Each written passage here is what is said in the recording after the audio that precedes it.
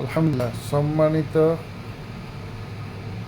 দেশ এবং প্রবাসে সবাইকে জানাচ্ছি আন্তরিক মোবারকবাদ। আসসালামু আলাইকুম রহমতুল্লাহ। আসলে কতক্ষণ পর ভিডিও করি কেন, এইটাও কথা সত্য।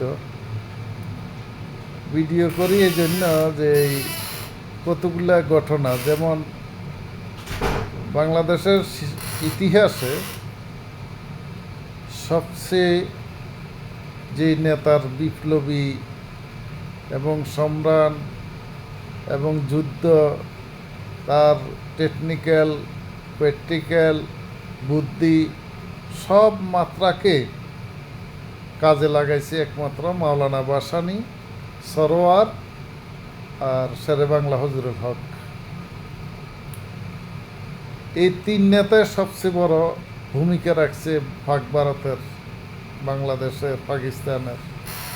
আর সেই তিন নেতার কোনো নেতার নাম নাই ইতিহাসের ভিতরে, তাদের নাম পাওয়া যায় না। ওই ইউটিউবে পাওয়া যায় আর গুগলে পাওয়া যায়, কিন্তু বাংলাদেশের যে মুজিবি, শেখ মুজিবি মুক্তিযুদ্ধ ছিলেন না, তার কোনো রক্ত জ্বলল না, তার আওলাদ বংশধারও মুক্তিযুদ্ধ নাই, তার আওলাদ বংশধারও মুক্তিযুদ্ধ নেই শেখ মুজিবের। শেখ মুজিবি কী করছে, তাজউদ্দিন সাহেব যখন ইয়ের থেকে আসলো আপনার, ডাইরেক্ট পাকিস্তানকে ডাইরেক্ট লন্ডন চলে গেছে, লন্ডন থেকে ইন্ডিয়া আসছে, ইন্ডিয়ার বাংলা আসছে, তার বুঝতে গেছিল না প্রেম হইতো বাংলাদেশ আসতো। আসি বেরিয়ে কি করবো, যে ক্ষমতা কি প্রধানমন্ত্রী হইব না প্রেসিডেন্ট হইব, একবার তাজউদ্দিনের কথা, তাজউদ্দিন আমি প্রেসিডেন্ট হব, আবার বলতেছেন না আমি প্রধানমন্ত্রী হব, মানে বেদিস, মানে এক ধরনের। যখন শেখ মুজিব ক্ষমতাতে আসলেন, আল্লাহু আকবার, এটা বাংলার ইতিহাসের মানুষে জানে, 70-এর পরে যারা জানে যেই 71 পরে মানুষ অনেক কিছু এসার কিছু জানে মানুষে। শেখ মুজিবের বাইয়ে ব্যাংক ডাকাতি হইতে, তার হোলায় মদ পান হইতে সব কিছু, কিন্তু নিষ্পাপ একমাত্র ক্ষমতা লুই নাই মাওলানা ভাসানী, কোনো না। একজন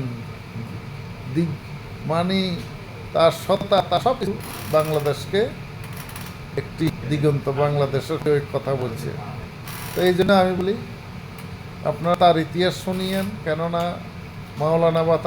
মাওলানা ভাসানীর ইতিহাস এবং সরোয়ারের ইতিহাস এবং এই আমাদের শেরে বাংলা হুজুরুল হকের ইতিহাস এটা শুনিয়েন, তো বুঝতে পারবেন শেখ মুজিব আসলে দেশের জন্য কী করে, তারা কী করছে।